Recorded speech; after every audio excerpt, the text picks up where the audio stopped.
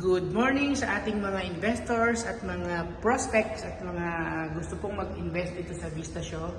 Ito po ang typical na deliverable units, tama ma'am? Yes. Na 22 square meters. Ayan po siya. So pag deliver po natin, syempre may pintuan na. Ayan.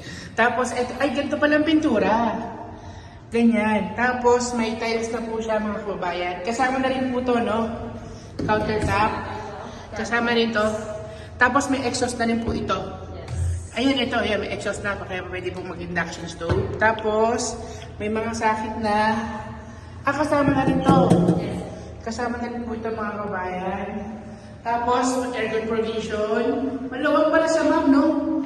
So, ayan. Wall painted na po. Tapos, ito ma'am, ay ano, ang description dito, Makati Skyline. So, pagka po nakakuha po kayo, ito po yung ating view, Makati Skyline. Plus, ito po talagang epic mga kabayan. Nakita niyo yung pinakamalaki po yung square. SNR po siya. Grabe. Kapitbahay po natin ng SNR. Tapos yung po may mga bangko. Yung po ito po ikon din. Bilihan din shopping center po yan ng SM. Pancake House, Wendy's. Meron po yung Aristocrat. Tapos Starbucks po ito. Tapos Coffee Project. Tapos ito yung Contis. Yun po, magdaming foam. Sobrang ganda po na location. As in sentrong-sentro. So, ito po siya. Tapos, sa CR naman, ito po, mabibigla po kayo mga kababayan. Kasi, yung po, kasama na po siya. Tawag ko ba? Kasama ang toilet fixtures. Kasama.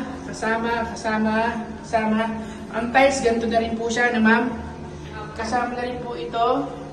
Kasama na rin po siya. Ayan. At ang maganda is merong provision for washing machine kung gusto maglagay dito. No, ayan. Ayan po siya. Tapos dito po, pwede maglagay. Bahala na po kayo, mga kabayan. So, typical pong renta dito, sabihin nyo lang po, 15 to 20 pag bear. Ako kasi 25,000, 7 furnished na po eh. 28 po lang natawaran ko lang. So, mga kabayan, ito po yung ating studio unit. Deliverable. Ganyan po siya. Congrats!